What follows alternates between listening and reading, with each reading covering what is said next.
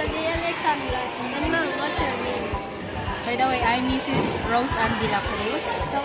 So ma'am, did you experience earthquake? Yes. So what's your reaction about it? Siyempre, sa una, talagang magugulat ka. Ma-alarma kasi earthquake yun. Hindi mo alam kung babagsakan ka ba o malakas ba yung paglindol o may aftershock pang mangyayari.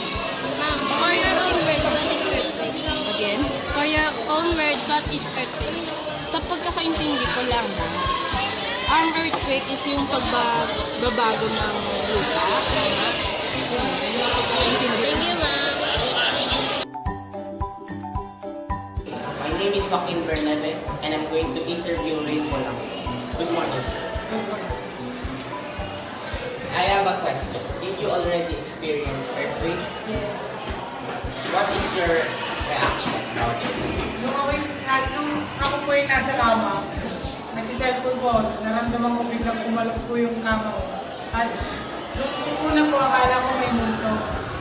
Yung po, tas nanood po ako ng balita, yung pala, nagkaroon po pala ng lindol. Okay. On your own words, what is earthquake for you? Ang lindol po, o earthquake, isa po na pagyanig ng ating mundo dahil sa energy na nilalabas niya sa ating sense. Thank you, sir.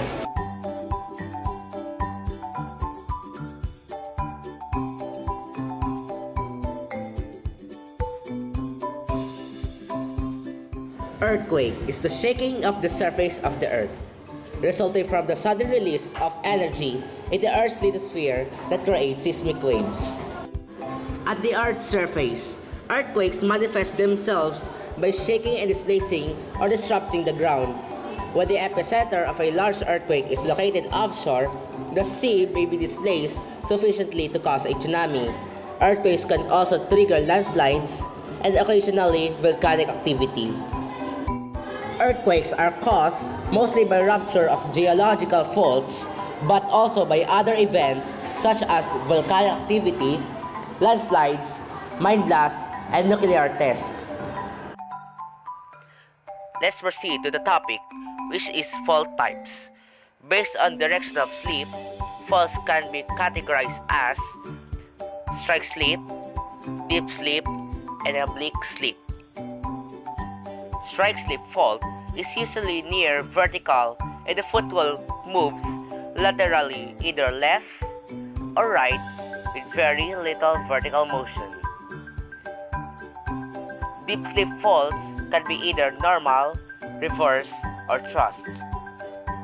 In the normal fault, the hanging wall moves downward relative to the footwall. Reverse fault is the opposite of the normal fault. The hanging wall moves up relative to the footwall. A thrust fault has the same sense of motion as a reverse fault, but with the dip of the fault plane at less than 45 degrees. Oblique slip fault, which has a component of deep slip and a component of strike slip. Also, we have listric, ring, and synthetic and antithetic faults. Listric faults are similar to normal faults, but the fault plane curves, the dip being steeper near the surface, the shallower with increased depth. Ring faults are faults that occur within collapsed volcanic calderas in the sites of bolide strikes. Synthetic and antithetic faults are terms used to describe minor faults associated with major fault. Let's proceed to tectonic plate boundary. Each tectonic plate boundary can interact with each other in three ways. Divergent plates pull apart from each other. Convergent plates push plates together. And transform plate boundaries slide across from each other. Now let's proceed to the magnitude and intensity. Magnitude and intensity measure different characteristics of earthquakes. Magnitude measures the energy released at the source of the earthquake. Magnitude is determined from measurements on seismographs. Intensity measures the strength of shaking produced by the earthquake at a certain location. Let's find out and discuss the PHIVOLCS Earthquake Intensity Scale, or PEIS. The PEIS has 10 intensity, with intensity 1 being the weakest and intensity 10 being the strongest. Intensity 1 is scarcely perceptible. Intensity 2 is slightly felt. Intensity number 3 is weak. Intensity number 4 is moderately strong. Intensity number 5 is strong. Intensity number 6 is very strong. Intensity number 7 is destructive. Intensity number 8 is very destructive. Intensity number 9 is devastating. And lastly, intensity number 10 is completely devastating.